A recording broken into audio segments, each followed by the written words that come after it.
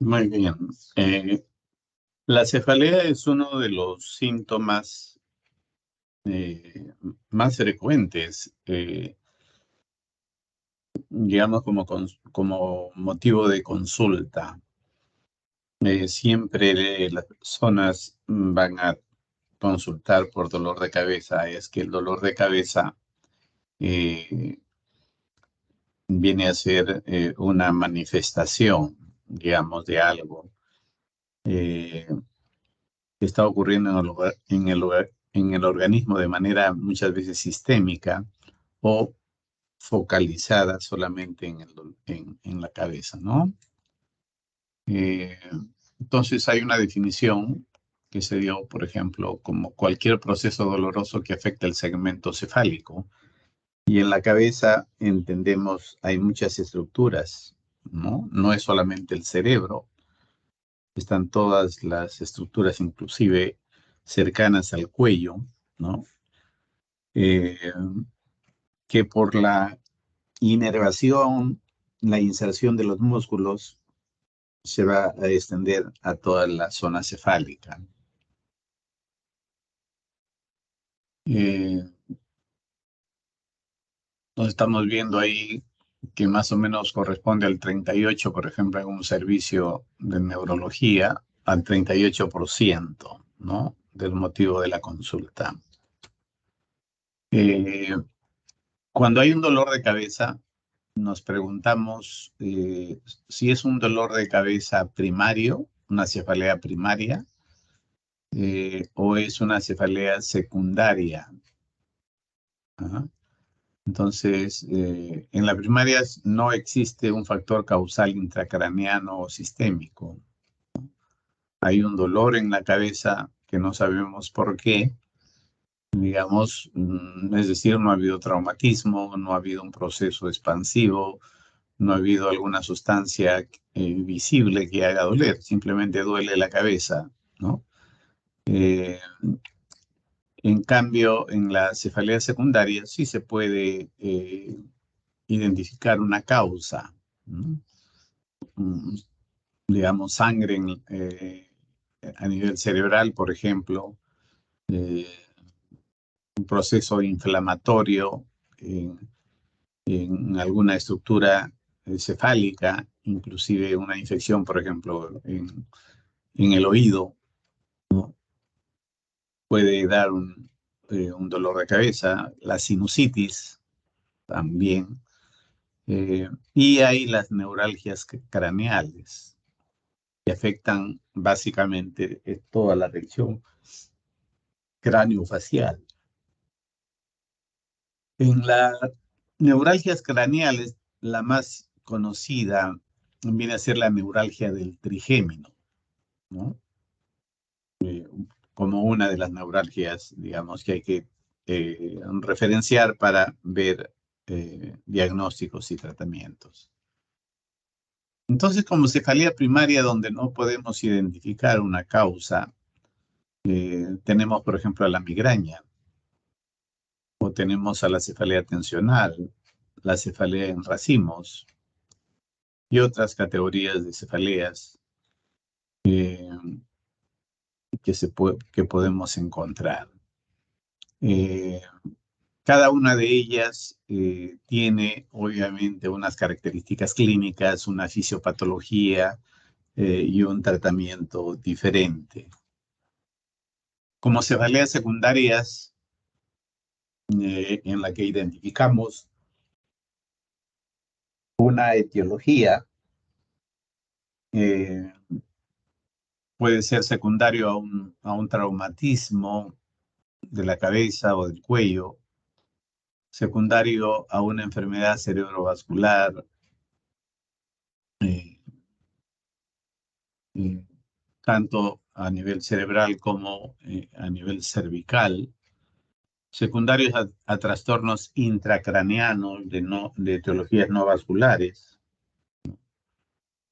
secundarias a sustancias tóxicas, secundarias a procesos infecciosos, ¿no? Ejemplo, una meningitis, por ejemplo, secundario a trastornos de la hemostasia, de la coagulación, que van a generar una hemorragia y la sangre en sí ya genera un proceso inflamatorio y desencadena el dolor. Secundarios a alteraciones que puedan ocurrir a nivel del cráneo, del cuello, de los ojos, del oído, de la nariz, de los senos paranasales, de la mejilla, la boca, u otra estructura que esté dentro del cráneo. También secundarios a trastornos psiquiátricos, vamos a tener dolores de cabeza. Y las neuralgias, eh, digamos, vamos a tener que pueden ser, van a ser de etiología del sistema nervioso central. Puede haber, por ejemplo, un dolor facial, el caso de la neuralgia trigémino, un dolor de la garganta en la deglución, en el caso de la neuralgia del glosofaringeo, ¿no? También. Etiologías, muchas veces igual pueden ser primarias o secundarias a procesos infecciosos, inflamatorios, neoplásicos, o también de una etiología primaria donde no se identifica un factor causal. Entonces, como un tipo de cefalea primaria, tenemos a la migraña. La migraña es un dolor muy característico, ¿no? Que ocurre eh, en aproximadamente 10% de la población, preferentemente en el sexo femenino. Eh, Comienza en la infancia o en la adolescencia eh, y se presenta un poco a lo largo de la vida. Eh, es es un dolor eh, en el que antes de iniciar el dolor de cabeza, algunas veces va precedido de un aura, de algún signo neurológico que identifica muchas veces las áreas de disfunción cerebral. Pero hay otras en la que no presenta aura y es la forma más frecuente, que es alrededor del 80%, ya que los que presentan el aura aproximadamente es el 20% de todos los casos de migraña. Es la migraña sin aura, aquella que de un momento a otro se presenta, eh, generalmente la presencia, para su diagnóstico se requiere la presencia por lo menos de 5 ataques, de 5 crisis de dolor de cabeza que duran aproximadamente un día, 2 días, y que son dolores que duran muchas horas. O sea, no es aquel dolor que está tipo hincada, que duele segundos o duele algunos minutos y desaparece, sino este es un dolor constante de horas o días de duración. Eh, este dolor tiene características fundamentales, ¿no? Tiene la forma de presentación es mayormente unilateral, ligado a la mitad del cráneo de cualquiera de los dos lados, puede ser derecho, puede ser izquierdo. La segunda característica es que es un dolor de tipo pulsátil, ¿no? Eh, Como que está ligado un poco al pulso. Eh, Tiene una intensidad moderada a severa.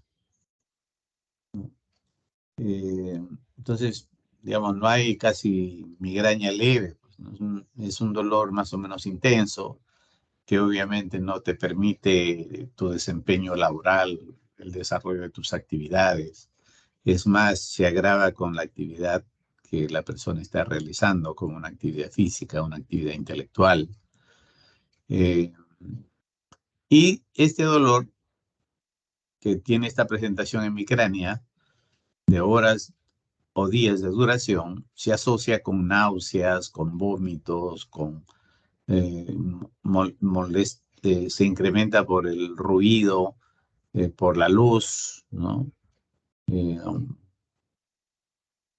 y durante el examen neurológico, pues no identificamos ningún signo de focalización, es decir, no identificamos una causa secundaria a este proceso. La migraña con aura, la presencia más o menos de 2 ataques o más, eh, y puede haber síntomas visuales, sensitivos, afásicos, pero estos son reversibles, obviamente, ¿no? Eh, Cada síntoma dura minutos. El famoso aura dura unos minutos, y ahí viene el desarrollo de una cefalea con las características de migraña, hemicrania, ¿no? Asociado a náuseas, vómitos, ¿no? Eh, este, igual, igual no se identifica ningún factor causal. En relación, ¿por qué duele? ¿Cuáles son los mecanismos que nos pueden explicar ese dolor de cabeza? Ahí tenemos a que la etiopatogenia del dolor está muy relacionado a la hiperactividad de las neuronas trigeminales que van a inervar los vasos sanguíneos a nivel del cráneo, de meninges, denominado este sistema trigémino vascular, produciendo un proceso inflamatorio a nivel de los vasos, en el que hay liberación masiva de sustancia P y otros péptidos vasoactivos que tienen una relación neurovascular. Entonces, todo este sistema neurovascular, que es trigémino vascular, se va a activar con este desencadenamiento de sustancias que finalmente ah, aparece como dolor, ¿no? Con las características ya conocidas de una migraña. En relación al aura, eh, se describe una onda lenta de despolarización llamada depresión de voltaje propagada, lo que explica muchas veces estos fenómenos neurológicos focales, ¿no? Es decir, no identificamos pues una masa o un tumor, pero sí hay alguna actividad eléctrica que se desarrolla por esta propagación de esta onda eh, de voltaje a nivel de la corteza en las áreas relacionadas con los síntomas. Es decir, pueden ser áreas occipitales, vamos a tener problemas visuales, vamos a tener problemas a nivel de percepción auditiva cuando está a nivel temporal, a nivel parietal, áreas somatosensoriales, etcétera, que nos van a dar el aura. Entonces, si unificamos estas alteraciones neurovasculares a nivel del trigémino eh, con esta propagación eléctrica que se van a dar a nivel de la corteza en distintas áreas, eh, va a tener todo un proceso reverberante en el circuito parieto talámico, ¿no? El cual va a desencadenar justamente como crisis de dolor. Entonces, cuando tenemos una migraña, eh, ¿cómo la tratamos? ¿No? Eh, entonces, de primera mano, obviamente, están los analgésicos. De segunda línea están los ergotamínicos. De tercero están los triptanes. Y últimamente, también en boga, eh, el advenimiento de la terapia antimonoclonal, ¿no? Hacia estas estructuras neurovasculares para el control de la cefalea. Eh, Usualmente hablamos de un tratamiento preventivo, profiláctico, ¿no? Es decir, para hacer de que no aparezcan con mayor frecuencia las crisis. Y ahí tenemos los beta bloqueadores, por ejemplo, el propanolol, entre ellos, los antidepresivos duales, ¿no? Eh, varios antidepresivos que nos van a ayudar al control, como el caso, por ejemplo, de la amitriptilina, eh, el uso de los anticonvulsivantes también, que nos ayudan a controlar este, este tipo de dolor, ya que hay una etiología, como hemos visto, neurovascular. Los bloqueadores de canales de calcio, la toxina botulínica, que para algunos tipos de dolores, de algias a nivel cervical, craneal, que puede, digamos, tener también una cierta eficacia, ¿no? En relación a la cefalea tensional, esa es la causa más frecuente dentro de las cefaleas. La mayoría de pacientes que va a ser por un proceso ansioso, asociado a una cefalea tensional, es decir, a una contractura muscular que ocurre a nivel craneal de manera más persistente, que va a causar obviamente dolor de cabeza. Eh, la prevalencia es alta, hasta el 60-80% de todas las cefaleas. Igual es ligeramente más frecuente en mujeres, especialmente entre los 30 y 40 años de edad, ¿no? En este caso está equiparado un poco, es decir, también se observa bastante cefalea también en hombres. En este caso, eh, 10 episodios de 30 minutos a días de duración. Se presenta al menos 2 o más de los siguientes síntomas. Tiene una forma de presentación de manera opresiva, algo que está oprimiendo a nivel craneal. La localización generalmente es global, ya es en ambos hemisferios o en ambas hemicráneas, es global. La intensidad suele ser leve a moderada,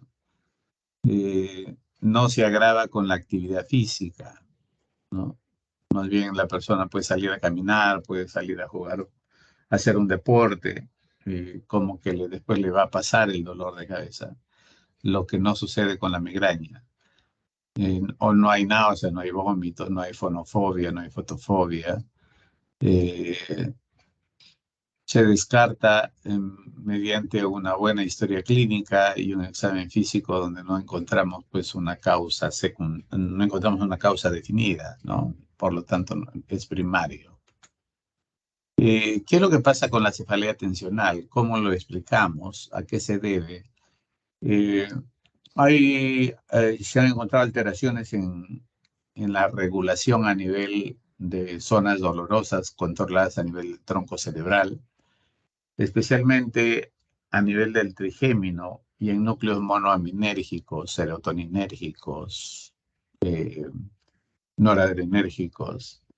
Eh, Hay un aumento de contracción muscular en los pacientes que contribuyen a la génesis del dolor. Probablemente cuando hay isquemia, hay contractura, pero cuando hay contractura, esto puede llevar a un nivel de isquemia y como cansancio, la formación de ácido láctico y la aparición de un dolor más de tipo químico ligado a la hipertonía, ¿no? Que es lo que hace que, como un círculo vicioso, mientras se mantenga la hipertonía, se va a mantener el dolor de cabeza. De ahí que los masajes, los baños con agua tibia, la relajación ayude a controlar este tipo de dolor de cabeza y sea muy importante en el tratamiento. Entonces, esas medidas conductuales, terapias de apoyo, ¿no? Tratamientos con antiinflamatorios, en primer lugar, A veces está asociado a problemas, pues, preocupaciones, a veces las personas no pueden dormir, no pueden descansar bien, al uso de antidepresivos. La duloxetina es uno de los medicamentos bastante eficaces en este caso. El uso de relajantes musculares, como la orfenadrina, con el piridinol, el uso de benzodiazepinas como ansiolíticos, todos ellos van a contribuir a una mayor relajación muscular y a un mejor control de la cefalea tensional. Obviamente, cuando tenemos una migraña, cuando tenemos una cefalea tensional y estos cuadros son muy repetitivos, y al examen a veces no encontramos nada que nos indique una focalización, alguna causa eh, que nos esté, digamos, ocasionando este dolor de cabeza, tenemos que desarrollar de todas maneras algunos exámenes. Es decir, descartar que no se deban a otro tipo de procesos. No vamos a decir, no, es una cefalea tensional, dale un analgésico y un tranquilizante y ya. Y muchas veces hemos estado frente a sangrados, hemos estado incluso frente a procesos infecciosos, hemos estado frente a procesos expansivos, hemos estado frente a trastornos psiquiátricos, a las causas que hemos visto anteriormente como causas primarias. La cefalea en racimos eh, y otras cefaleas de tipo autonómicas va a estar muy ligado a este sistema trigémino vascular. Esta cefalea en racimo es de breve duración, pero de una gran intensidad, ¿no? Y van a comprometer la primera rama del trigémino. Entonces, está muy ligado, obviamente, a, a esta inervación trigeminal. Eh, Hay cefalea por abuso de medicamentos, ¿no? Generalmente, si hay abuso de medicamentos, estamos hablando ya de una etiología secundaria, ¿no? Mm, Menos mal no es tan frecuente, pero sí puede explicarnos 2 a 3% de las cefaleas, ligados a consumos excesivos de analgésicos. Hay una automedicación excesiva. eh, el uso de los mismos ergotamínicos que va a causar más contractura. Ah, estas cefaleas son de días de duración a meses, ¿no? Ligado a alguna de estas características, suele ser global, opresiva, intensidad leve o moderada, asociado a consumo de ergotamínicos u opioides, ¿no? De manera muy frecuente, o ligados al consumo de analgésicos, triptanes, muy, muy seguido.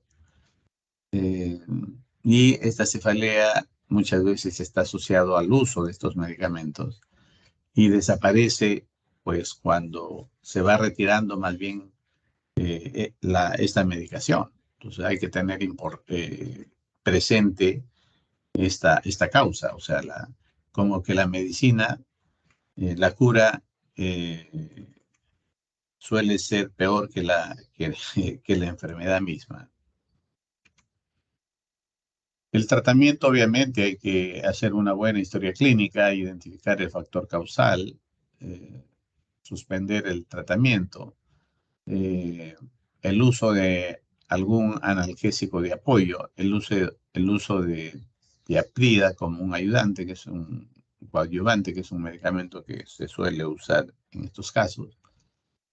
Eh, en relación a la cefalea en racimos, esta cefalea que tiene un carácter unilateral, más ligado a la rama orbitaria del trigémino, eh, de, minutos de duración, que es muy intensa, y puede estar asociado a alguna de estas características, como un ojo rojo inflamado, ¿no? La inyección conjuntival, el lagrimeo, la obstrucción nasal, la rinorrea, sudoración facial, miosis, tosis palpebral, edema palpebral, con una frecuencia de 1 a 8 ataques diarios, ¿no? De la misma manera, hay que hacer un buen examen clínico, hay que hacer una buena historia y en algunos casos hay que descartar igual alguna etiología orgánica a través pues, de la tomografía, de la resonancia y ayuda de imágenes que nos puedan descartar cualquier proceso de otra etiología.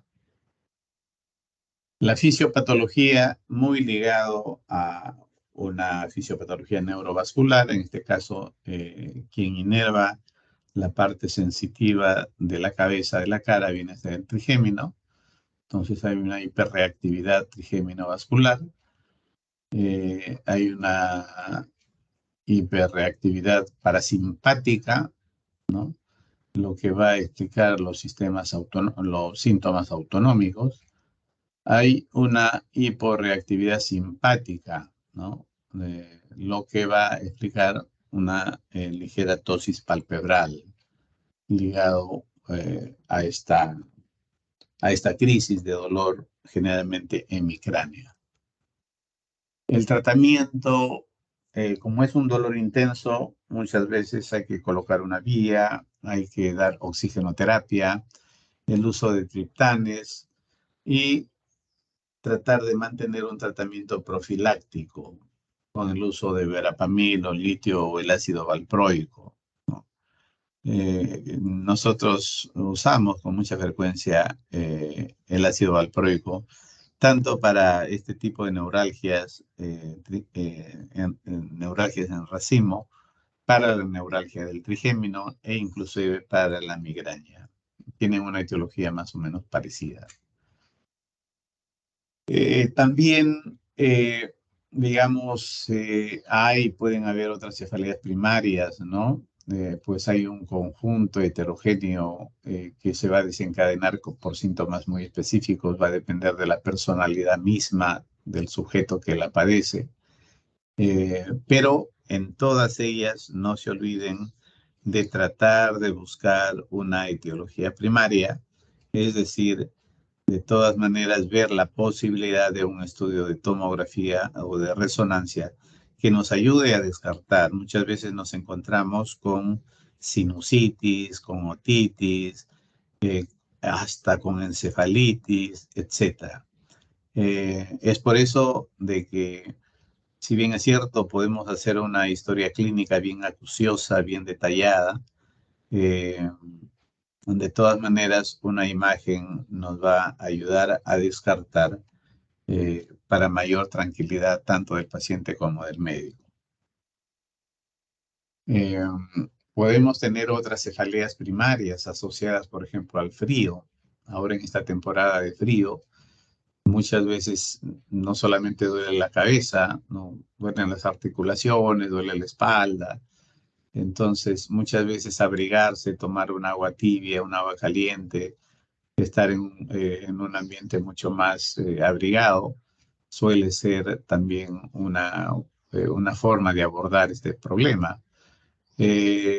La cefalea también asociado a la tos, por la maniobra del Valsalva y la tos, en algunos casos aumenta mucho la presión intracraneal hasta inclusive la ruptura de pequeños vasos. La cefalea benigna del ejercicio, ¿no? Personas que empiezan a hacer ejercicio y presentan una cefalea, pero no asociado a hipertensión arterial, no asociado a otro tipo de factores, pero los cuales hay que descartar de todas maneras, obviamente, ¿no? Cefalea ligado al sueño, cefalea en estallidos, cefalea asociado también un poco a una actividad física intensa, como puede ser una actividad física intensa o a la misma actividad sexual, como motivo de dolor de cabeza Y en esos casos hay que tener mucho cuidado porque a veces hay la presencia de un aneurisma, de una malformación vascular que puede ser en algunos casos fatales. Entonces requiere obviamente de un estudio, ¿no? Entonces, ¿cuándo sospechar una causa orgánica en la cefalea? ¿No? Obviamente, siempre señalamos que debemos partir de una buena historia clínica, un buen examen, ¿no?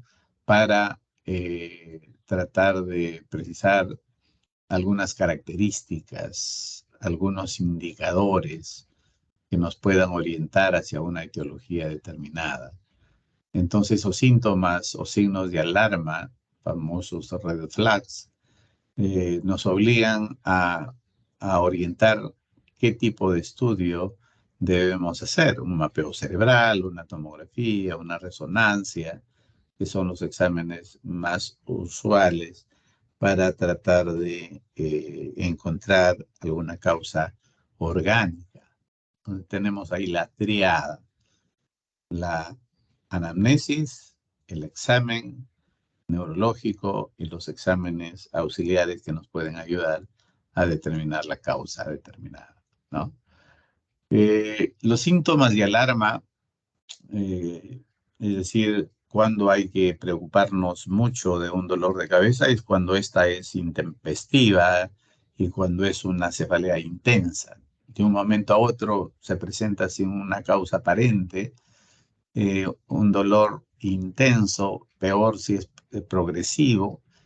eh, Inmediatamente hay que, como se dice, consultar, buscar el apoyo si el paciente lo presenta, para tratar de examinar y ver que no haya rigidez de nuca, que no haya algún signo que nos oriente probablemente a un proceso vascular o un proceso infeccioso como una meningoencefalitis, por ejemplo. El empeoramiento progresivo de la cefalea que no calma, no cede, entonces hay que tener mucho cuidado. Hay que extremar un poco las medidas de estudio para precisar un diagnóstico etiológico más preciso. La aparición ligada al ejercicio, a la tos, al esfuerzo,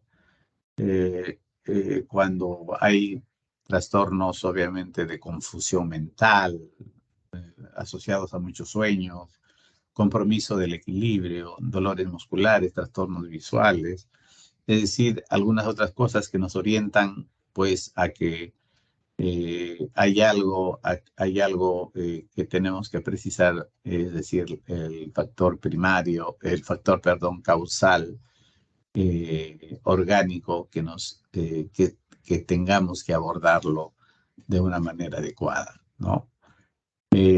Una persona que nunca ha tenido dolores de cabeza y que de repente inicia después de los 50 años con dolores de cabeza, hay que hacer un estudio. Muchas veces está asociado a la hipertensión arterial o a otro tipo de trastornos que puede tener. La aparición de fiebre, hipertensión arterial severa, el sopor, confusión, signos meningios, edema de papila, obviamente ya son cosas mayores que obviamente van a requerir un abordaje más preciso para un tratamiento específico según la etiología que encontremos. Entonces hay que, digamos, siempre vigilar esos signos de alarma, ya que hemos ido de lo más leve a lo más severo como estos que estamos observando ahora. Dentro de los tratamientos que hemos visto, pues los AINES, el uso de los ergotamínicos, de los triptanes, etcétera, ha aparecido algunos tratamientos que pueden ser una ayuda, como es, por ejemplo, la toxina botulínica, ¿no? Que es una neurotoxina que va a producir un bloqueo a nivel neurológico. Y obviamente cuando hay un bloqueo es como que bloqueásemos con lidocaína o con alguna sustancia. Pero este bloqueo con la toxina botulínica causa un bloqueo un poquito más permanente, de 1 o 2 meses más o menos de duración del bloqueo. Pero después el fenómeno es reversible, pero por lo menos nos puede ayudar a controlar el dolor de cabeza por este tiempo, ¿no? Por ejemplo, Claude Bernard en 1885 señalaba los venenos pueden ser empleados como una forma de destrucción de la vida, ¿no? O como agentes en el tratamiento de enfermedades, o bien para el mal o bien para el bien. Entonces, la toxina, que es un tóxico muy potente, procesado debidamente y en dosis muy precisas, muy mínimas, puede ayudar en el control de varias enfermedades. Eh, Características que debe tener esta toxina botulínica. Hay una toxina tipo A, por ejemplo, ya le hemos señalado, produce un bloqueo, una parálisis de la musculatura. Entonces los músculos inyectados están algo paralizados por varias semanas, les dije de 1 o 2 meses. La intensidad va a ser dosis dependiente y no va a haber efectos sistémicos, pero hay que aplicarlo adecuadamente y también en determinadas circunstancias. Eh, Hay muchos tipos de toxina botulínica, ¿no? Y eso obviamente fue encontrado por los estudios en el botulismo, ¿no? Hay de uso clínico está el tipo A, tipo B, ¿no? Según las cepas de estudio, ¿no? Puede ayudar mucho en algunos problemas como estrabismo, distonías, eh, y en algunos, la distonía es una contractura muscular que lleva el cuerpo hacia una posición anómala, pero esa contractura permanente lleva un dolor intenso a nivel del cuello, a nivel de la cabeza cuando es cefálico, y la aplicación de la toxina puede producir obviamente un control del dolor. Esta toxina se inactiva por el calor, de ahí que tenga que estar refrigerado, igualito como las vacunas que hay, y hasta su aplicación. Entonces, el mecanismo de la toxina botulínica va a ser obviamente a nivel sináptico, que va a producir un bloqueo ahí de la unión neuromuscular y por lo tanto va a producir la parálisis y evitar que haya pues la transmisión sináptica a ese nivel. Entonces tenemos, miren, un montón de situaciones, de enfermedades en las cuales se utiliza la toxina botulínica para un control. En las famosas distonías, en el blefaroespasmo, en el espasmo hemifacial, en el síndrome de May, distonías oromandibulares, cervicales, el temblor esencial, distonías de la mano, espasticidad, cialorrea, parkinsonismo, migraña, neuralgia posherpética, síndrome miofacial, neuralgia del trigémino, espasticidades asociados a dolor. Es decir, una serie de causas en la cual vamos a ver algún tipo de dolor y a veces no necesariamente en la cabeza, sino en alguna otra estructura en que la toxina botulínica nos está mostrando pues alguna eficacia, ¿no? Tenemos ahí varias marcas, ¿no? Que hay en nuestro medio, que vienen más o menos en viales de 100 unidades. El uso va a depender del tipo de contractura, pues hasta de 20, 30, 40, 50 unidades que se pueden aplicar regionalmente. Eh, entonces mejora los movimientos anormales, remite el dolor en las distonías, ¿no? Va a producir otro tipo de, ¿cómo se dice?, de alivio en otro tipo de problemas, como ardor, como edemas, ¿no? Entonces, en nuestro medio es bastante usado. Los analfabetos del siglo XXI no serán aquellos que no sepan leer y escribir, sino aquellos que no pueden aprender, desaprender y reaprender. Todo en la medicina está siendo renovado, por lo tanto tenemos esa capacidad, esa necesidad de estar aprendiendo permanentemente. Listo. ¿Alguna pregunta?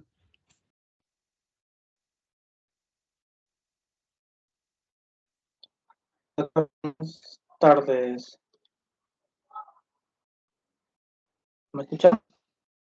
A ver, sí. Sí. Sí, migraña.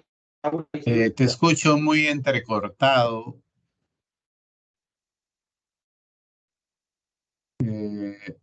Oh, oh.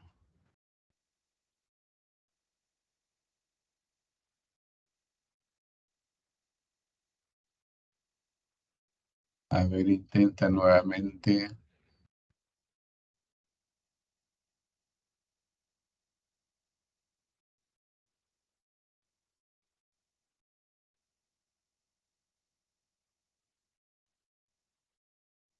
Hola, hola.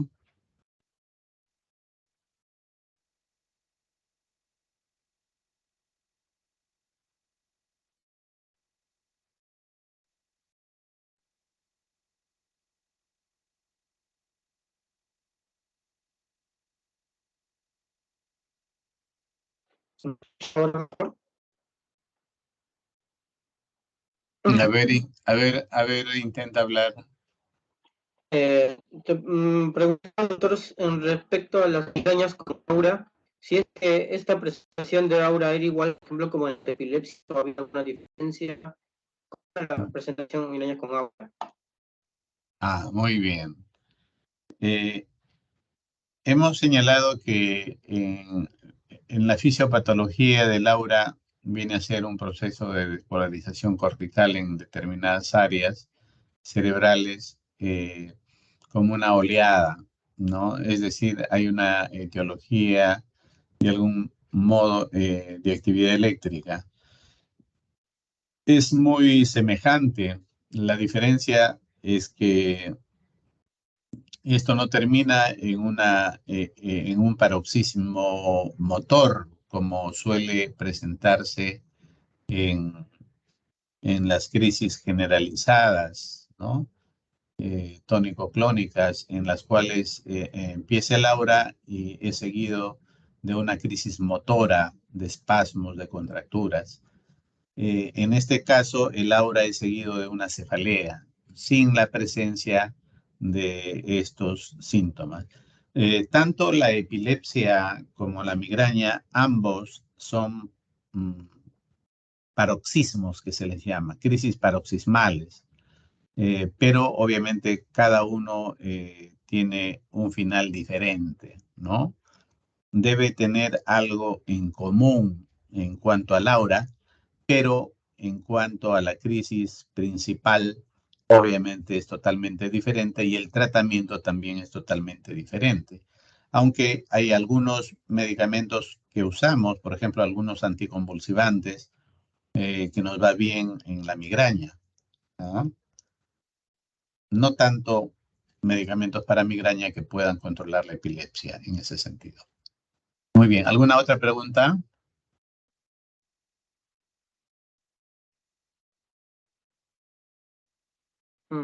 Doctor, otra pregunta. En función al de que habló de la toxina botulínica, entre las que mencionó, ¿cuál de ellos sería, digamos, Me decías en relación a la toxina botulínica, ¿qué cosa? entre las que se podría, digamos, efectivo?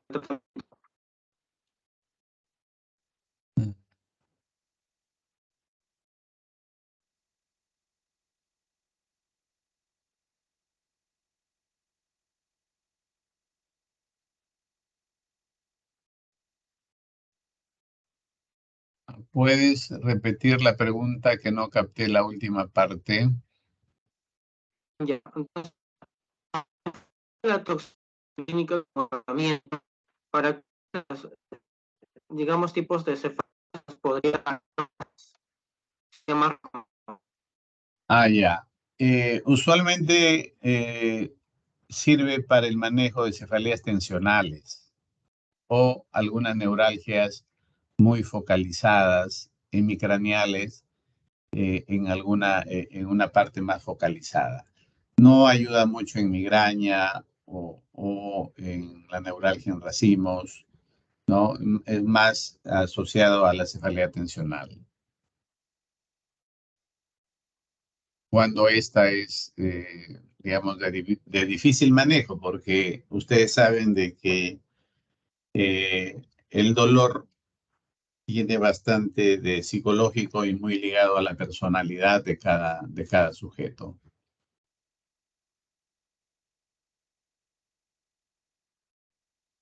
¿Alguna otra pregunta?